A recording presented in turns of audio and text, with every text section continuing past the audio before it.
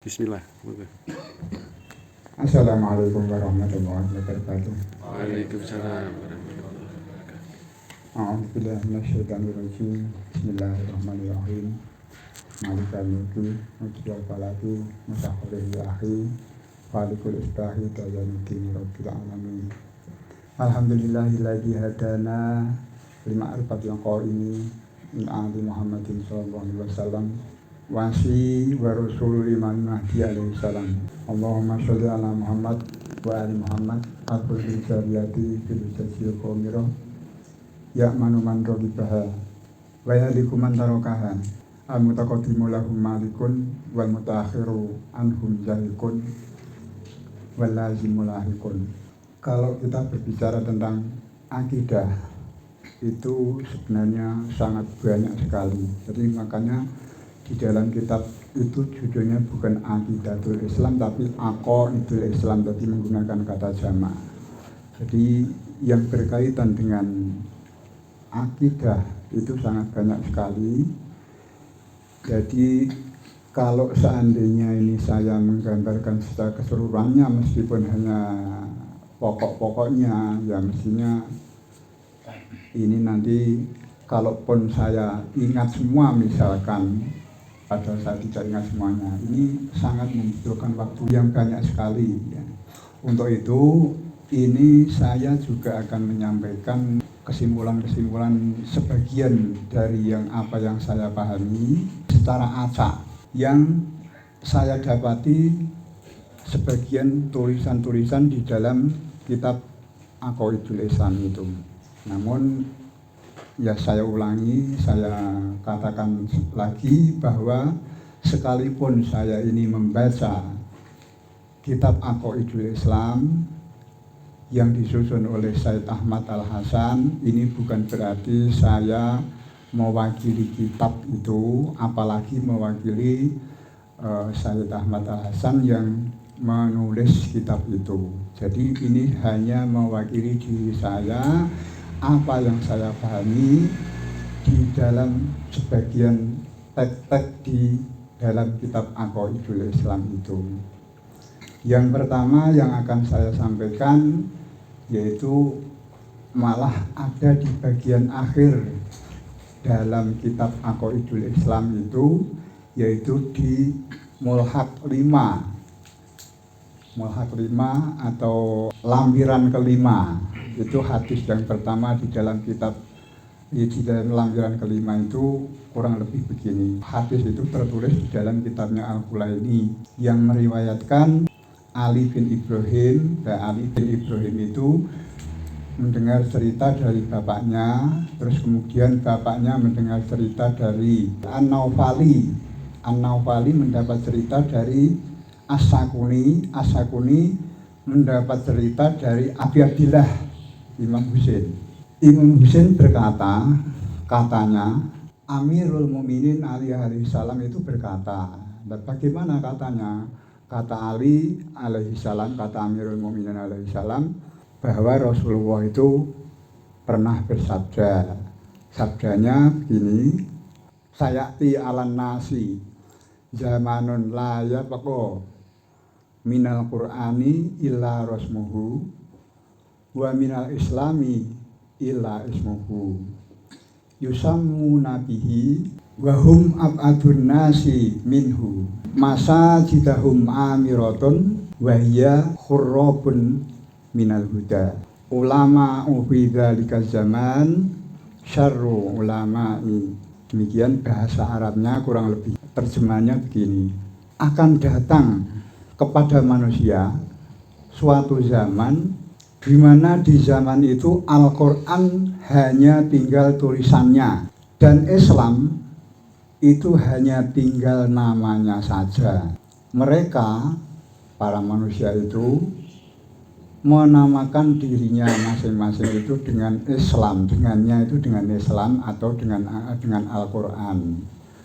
Wahum ab'adun nasi, padahal mereka itu adalah sejauh-jauhnya manusia dari keduanya, itu dari Al-Quran dan juga dari Islam.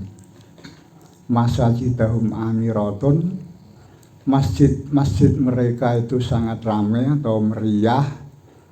Wahya khurabun minal huda. Padahal keramaiannya atau kemeriahannya itu adalah keruntuhan dari hidayah atau dari petunjuk. Ulama fi dzalika zaman syarru ulama'i tahtal dhilli samai. Ulama pada zaman itu adalah seburuk-buruknya ulama di bawah naungan langit. Ini saya tidak akan menilai sekarang ini sudah terjadi atau belum. Silahkan nanti difahami sendiri, dinilai sendiri. Di sini saya akan mengomentari atau menyampaikan yang tertulis di dalam hadis tersebut. Ada 3 kata. Yang pertama adalah nas, alan nasi. Yang pertama an-nasu. Yang kedua adalah Al-Quran. Yang ketiga Al-Islam. Siapa toh nas itu, dan apa toh Al-Quran itu, kemudian apa juga Islam itu. Ini yang akan saya sharingkan kepada saudara-saudara semuanya. Nas ini secara umum diterjemahkan sebagai manusia, dan secara umum ini semua orang yang ada di muka bumi ini disebut dengan manusia atau disebut dengan nas. Ini secara umum.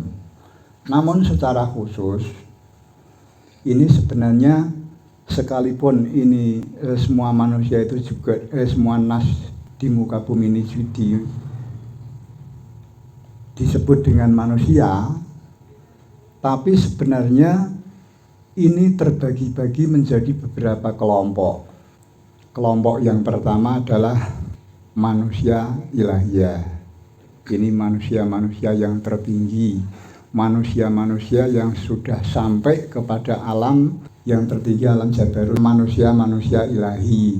Kemudian yang di bawahnya ada manusia-manusia malakuti atau manusia-manusia malaikat. Terus yang di bawahnya lagi ada manusia-manusia hewan. Yang paling rendah itu adalah manusia-manusia iblis.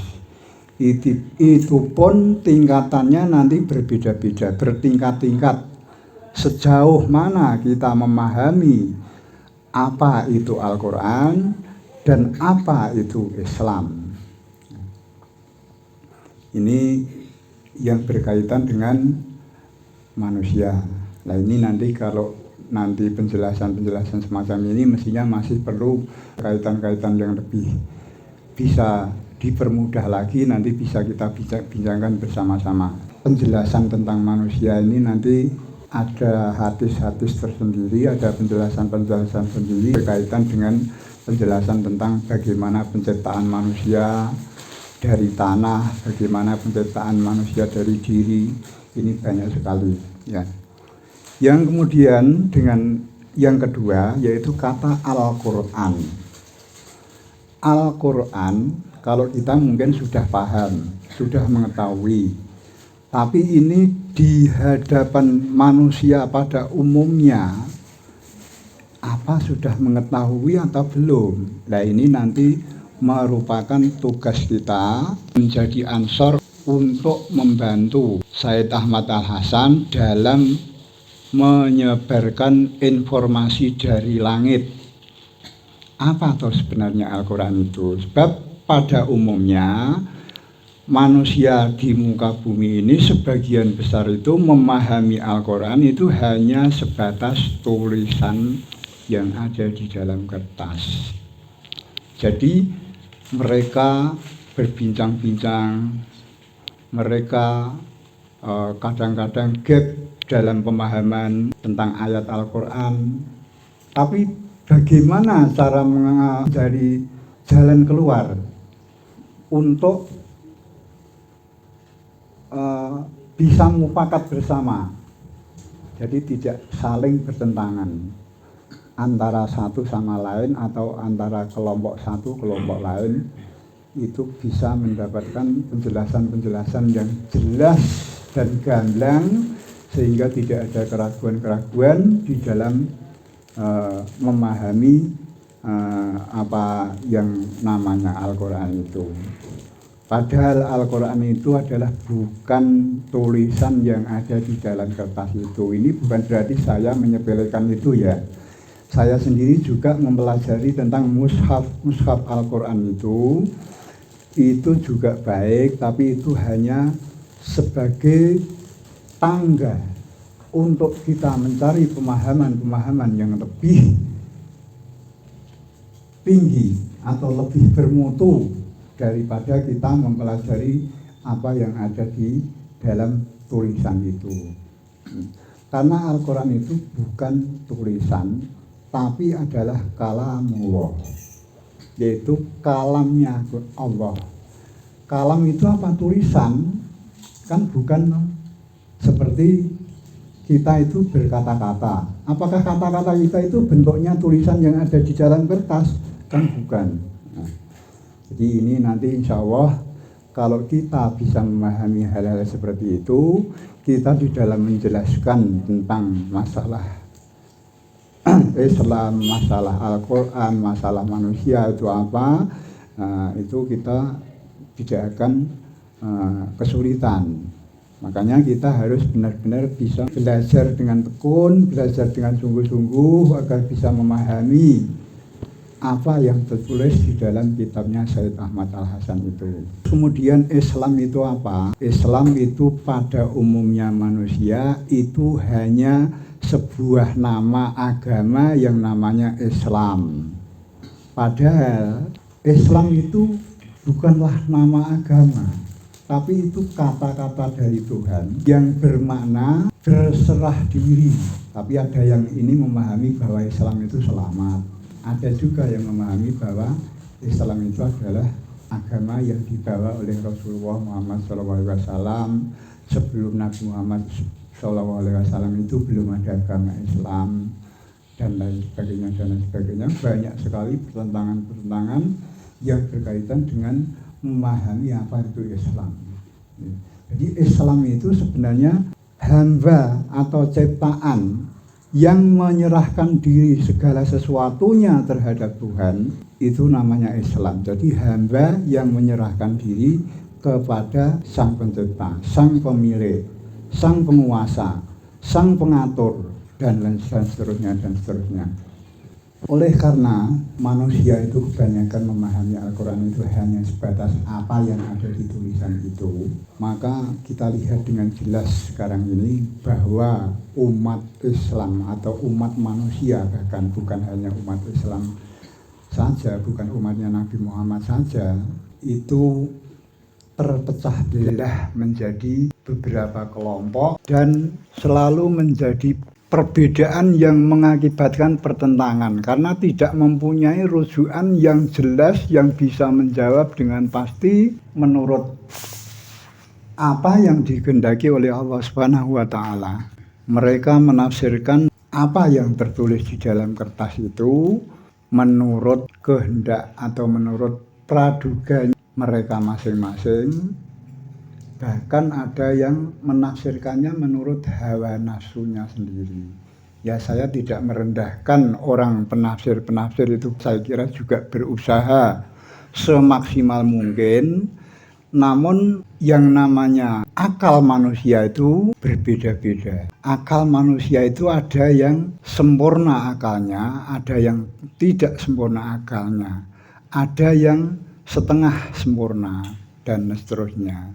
Jadi di dalam memahami teks-teks yang tertulis di dalam Al-Quran itu menjadikan perbedaan-perbedaan yang bermacam-macam dan mereka tidak punya rujukan kemana kita ini akan menyatukan pemahaman-pemahaman atau menyatukan pendapat-pendapat itu.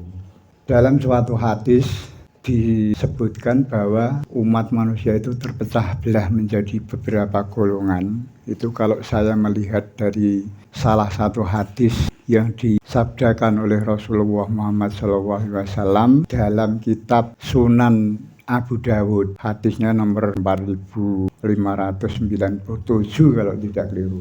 Rasulullah Shallallahu Alaihi Wasallam mengatakan bahwa umat Yahudi terpecah menjadi 71 golongan. Kemudian umat Nasrani itu terpecah menjadi 72 golongan. Umatku, umat Nabi Muhammad itu terpecah menjadi 73 golongan. Jadi yang disebutkan ketiga kelompok masyarakat yang disebutkan dalam hadis tersebut itu adalah kelompok Yahudi, kelompok Nasrani, dan kelompok Islam. Itu jumlah, kalau kita jumlah itu ada 216. Itu apa sudah mewakili keseluruhan manusia atau belum, saya kurang tahu. Yang saya tahu hanya mengikuti teks dari ayat itu. Jadi teks dari hadis itu, agama samawi itu terpecah menjadi 216. Keseluruhannya akan masuk neraka. Keseluruhannya masuk neraka kecuali satu. Rasulullah kemudian ditanya, yang mana yang satu itu wahai Rasulullah? Wahwal jamaah. Katanya adalah wahwal jamaah. Lah terus ini sudah muhkam atau belum? Kalau menurut saya ini masih jauh dari muhkam. Jamaah itu yang bagaimana? Apakah jamaah yang kita bentuk? Kita membentuk jamaah. Misalkan pengajian itu, ayo kita membuat jamaah. Nanti ketuanya ini dan sini. Ini saya kira tidak. Wong itu sabda Rasulullah, dan sabda Rasulullah itu adalah mewakili firman Allah Subhanahu wa taala. Makanya jamaah yang dimaksudkan di dalam hadis itu adalah sabda Rasulullah SAW dalam menjelaskan Al-Quran. Karena Al-Quran itu kalam Allah, dan kalam Allah itu tidak seperti kalam manusia. Kata-kata Allah itu tidak sama dengan kata-kata manusia. Nah, yang mampu memahami kalam Allah itu hanya orang-orang jabarut, orang-orang yang mempunyai kekuasaan.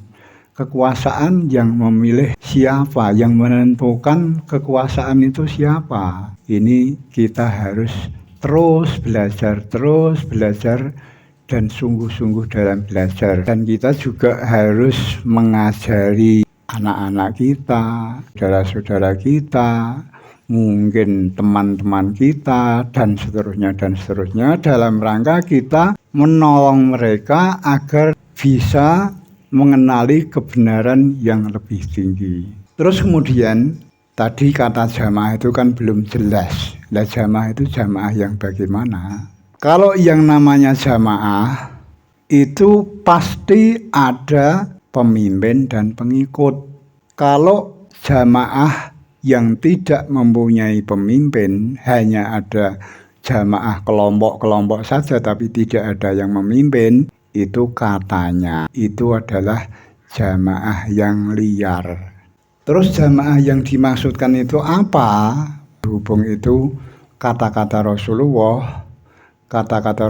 itu teks dari Allah Subhanahu wa taala, maka harus kita kembalikan kepada Allah Subhanahu wa taala dan Rasulnya.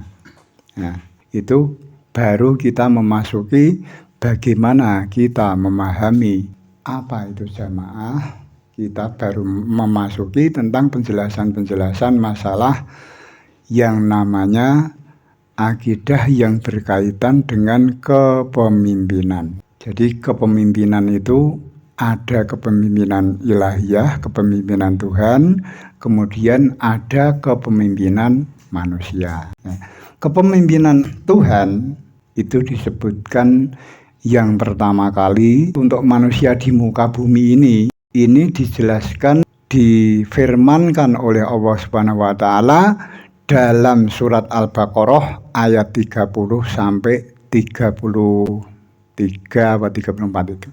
Yang bunyinya kurang lebih begini. A'udzubillahi minasyaitonirrajim. Bismillahirrahmanirrahim. Wa idz qala rabbuka lil malaikati inni ja'ilun fil ardi khalifah qalu atas'alu fiha ma yusidu fiha wa yasfiku dima wa nahnu nusabbihu bihamdika wa nuqaddisu lak.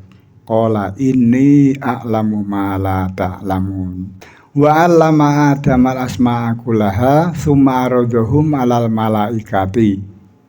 Ambiuni bi asma'ihim in kuntum shodiqin. Wa 'allama Adamal asma'a kullaha tsumma aradahum 'alal malaikati faqala ambiuni bi asma'i haula'i in kuntum shodiqin. Qalu subhanaka la ilma lana illa ma 'allamtana innaka antal alimul hakim. Ya Adamu ambihum bi asma'ihim. Falamma ambahum bi asma'ihim qala alam aqul lakum inni a'lamu ghaibas samawati wal ard wa a'lamu ma tubduna wa ma kuntum taktumun. Ini beberapa ayat ini mewakili bermacam-macam penjelasan. Yang intinya itu adalah kepemimpinan dalam jamaah. Yang dimaksudkan di dalam hadis Rasulullah tersebut adalah pemimpin yang dipilih oleh Allah Subhanahu wa Ta'ala dengan bukti atau dalil kata-kata Allah sendiri, firman Allah sendiri, wa itu qala rabbuka lil malaikati inni ja'ilun fil ardi khalifah. Nah, khalifah itu banyak dari saudara-saudara kita yang kurang memahami, tidak memahami, bahkan ada juga yang tidak memahami apa tahu sebenarnya khalifah itu. Apakah khalifah itu semua orang di muka bumi ini sebagai khalifahnya Allah di muka bumi? Nah, ini perlu penjelasan lebih detail. Padahal makna yang sesungguhnya khalifah itu adalah orang yang ada di belakang Allah maksudnya. Maksudnya orang-orang yang mengikuti Allah. Yaitu orang-orang yang ditunjuk oleh Allah sebagai penggantinya Allah di muka bumi ini. Jadi Allah memilih seseorang untuk menjadi wakilnya di muka bumi ini. Dalam ayat tersebut, qala rabbuka lil malaikati inni ja'ilun fil ardi khalifah. Jadi yang pertama kali penggantinya Allah di muka bumi itu adalah Adam.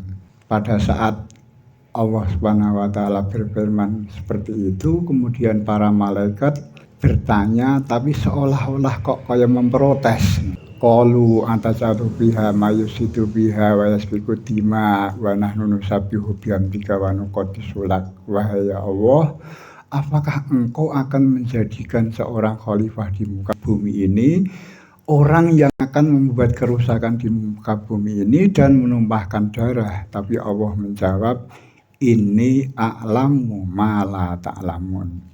Aku lebih mengetahui apa yang kamu tidak mengetahui. Itu ayat yang ke-30. Jadi jelas kepemimpinan dalam jamaah itu adalah yang dipilih oleh Allah Subhanahu wa Ta'ala tanpa campur tangan oleh siapapun dan tidak boleh diprotes oleh siapapun. Bahkan di dalam ayat itu malaikat hanya bertanya saja, dijawab dengan aku mengetahui apa yang tidak kamu ketahui. Jadi ini masalah kepemimpinan dalam kelompok yang dimaksudkan di dalam hadis yang saya bacakan di muka tadi adalah pemimpin yang dipilih oleh Allah Subhanahu wa Ta'ala. Ini dasar pertama. Terus pemimpin yang dipilih oleh Allah Subhanahu wa Ta'ala itu apakah hanya terus dipilih tok? Tidak. Wa 'allama Adamal asma'a kullaha, yaitu Allah memberi ilmu atau mengajari Adam semua nama-nama.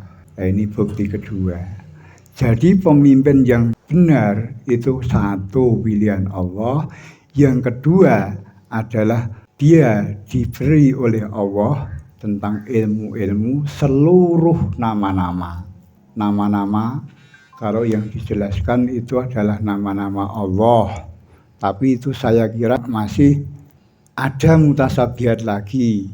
Kalau saya mengatakan itu mungkin ya seluruh apapun nama yang terkandung di dalam ayat itu ya segala macam, termasuk larangan, termasuk perintah dan lain sebagainya.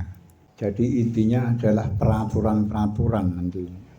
Apakah hanya itu dipilih oleh Allah sendiri, kemudian diberi ilmu oleh Allah sendiri? Apakah hanya itu? Tidak. Ada lagi, apa? Seorang pemimpin itu diperintah oleh Allah Subhanahu wa Ta'ala untuk mengajari selain makhluk selainnya, selain pemimpin yang dipilih oleh Allah Subhanahu wa Ta'ala itu selainnya, yaitu dari para jin dan manusia. Karena yang ditunjuk oleh Allah Subhanahu wa Ta'ala itu adalah Adam, itu juga manusia.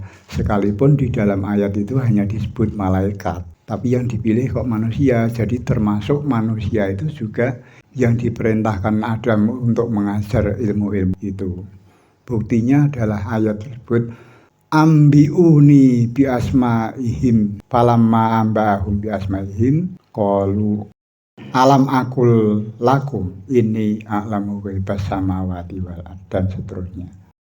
Jadi seorang pemimpin pilihan Tuhan itu mempunyai kriteria 3. Yang satu adalah pilihan Allah, yang kedua adalah mendapatkan ilmu dari Allah Subhanahu wa Ta'ala, yang ketiga adalah diperintah untuk mengajari, menjadi guru, menjadi pemimpin, menjadi suri toladan. Ini yang namanya pemimpin yang dimaksudkan dalam hadis yang saya bacakan di depan tadi. Terus itu kan pada waktu zaman Nabi Adam. Kalau kita menyampaikan seperti itu, mungkin ada yang bertanya, itu kan pada zaman Nabi Adam. Lah sekarang bagaimana? Nah, ini masuk ke ayat Al-Baqarah ayat 180, yaitu yang berkaitan dengan wasiat. Nah, kepemimpinan seterusnya bagaimana? Yaitu dasarnya surat Al-Baqarah ayat 180 itu. Kutiba alaikum idza ahaduru ahadakumul mautu in taraka khairunal wasiyatu lil walidaini wal aqrabina bil ma'ruf haqqan 'alal muttaqin. Itu saya kira sudah saudara-saudara semuanya itu sudah mempelajari hal itu. Jadi itu pendahuluan akan masuk ke wasiat. Jadi kalau begitu Adam yang pertama kali di muka bumi ini sudah mendapatkan ilmu dari Allah dan dijadikan sebagai pemimpin, berwasiat apa tidak? Nabi Adam itu orang yang bertakwa apa tidak? Kalau kita menjawab tidak, wong itu kata-kata Allah kok, kita tidak mungkin. Apa tidak Nabi Adam tidak bertakwa? Ya tidak mungkin dong, itu pilihan Allah kok. Allah tidak mungkin memilih seseorang itu keliru, itu tidak mungkin. Kalau kita yang memilih, manusia yang memilih, masyarakat yang memilih, itu keliru, itu sangat mungkin. Bisa jadi benar, tapi itu hanya kebetulan, bukan kebenar yang sejati. Nah, terus kemudian masalah wasiat itu, kan ada yang bertanya, sudah ditunjukkan wasiatnya Rasulullah SAW misalkan, terus masih menanyakan hal yang bagaimana kemudian para imam itu wasiatnya itu kayak apa? Nah, atau mungkin ada lagi lah, terus Nabi Adam itu bukti wasiatnya bagaimana? Nah, itu akan sulit, akan mempersulit dirinya sendiri. Yang bertanya itu maksud saya, ya kalau saya wong kita ini hidup di zaman sekarang kok sampai sejauh itu. Yang penting itu teks Al-Qur'annya itu sudah jelas bahwa wasiat itu kewajiban bagi orang-orang yang bertakwa. Jadi kita untuk wasiat-wasiat Nabi sebelumnya itu bentuk teksnya kayak apa, itu saya kira tidak wajib untuk mempelajari hal-hal seperti itu. Yang paling wajib yaitu untuk di zaman kita ini. Sekalipun begitu, ya, ini juga saya mendapati kalau ingin mengetahui urutan-urutan pemimpin pilihan Tuhan dari semenjak Nabi Adam sampai Nabi Muhammad SAW, bahkan sampai hari ini, itu juga dijelaskan di dalam kitab Aqaidul Islam itu. Kalau tidak keliru itu di Mulhaq 3, lampiran 3. Silakan nanti di kuno juga ada. Itu mudah dipahami itu. Terus kemudian dikaitkan dengan wasiatnya Rasulullah SAW, itu akan tersambung dari Nabi Adam sampai sekarang ini. Ini saya kira ini pengantar sebagai kalau seandainya kita ingin menjelaskan kepada anak-anak kita misalkan, atau mungkin saudara-saudara kita dan lain sebagainya. Jadi pengantarnya untuk menjelaskan tentang wasiat Rasulullah itu dijelaskan mulai dari ayat 30 sampai 33 tadi, yaitu ayat yang berkaitan dengan kepemimpinan. Dan itu kalau disambungkan dengan ayat yang ke-34 itu ada kewajiban selain imam.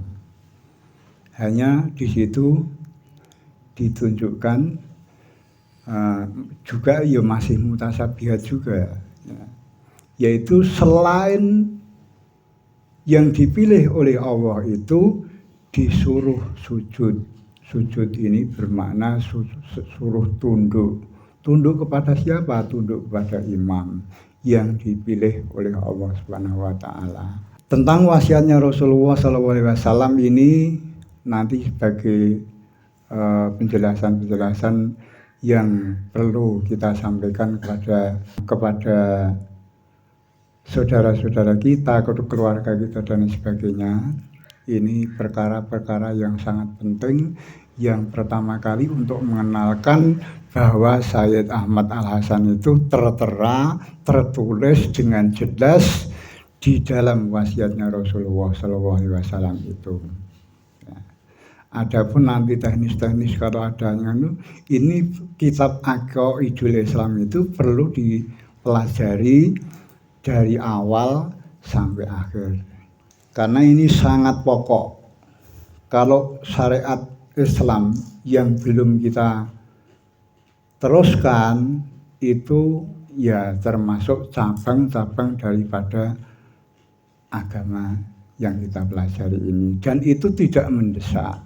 Dan yang mendesak itu adalah tentang masalah kita itu biar kita lebih memahami apa toh akidah Islam ini. Karena banyak di antara manusia-manusia ini yang kalau diajak bicara tentang masalah akidah itu seolah-olah dia itu sudah merasa tahu dan jawabannya sudah punya keyakinan sendiri-sendiri. Akidah Islam, akidah itu apa? Secara umum dipahami bahwa akidah itu adalah keyakinan. Tapi sebenarnya akidah itu bukan hanya bermakna keyakinan. Makna akidah itu kata dasar dari aqoda ya'budu akidatan. Maknanya itu adalah tempat bergantung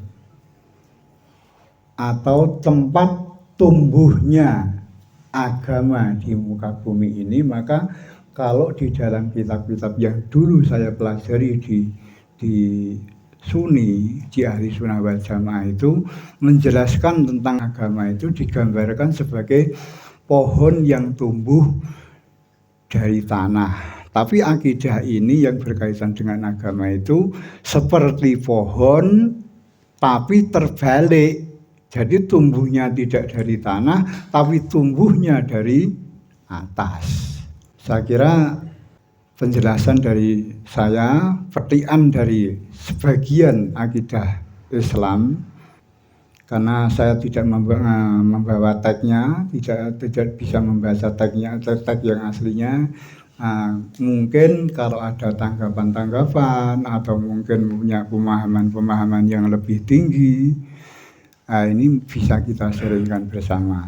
Ya kurang lebihnya saya mohon maaf karena saya hanya sebatas ingatan saya.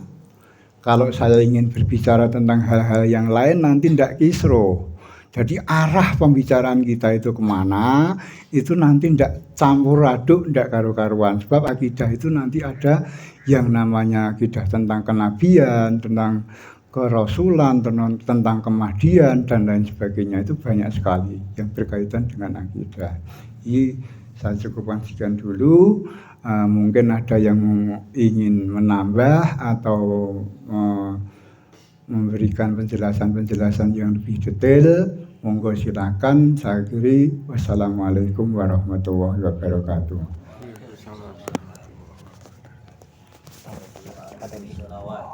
Allahumma sholli ala Muhammad wa ali Muhammad. Kalimah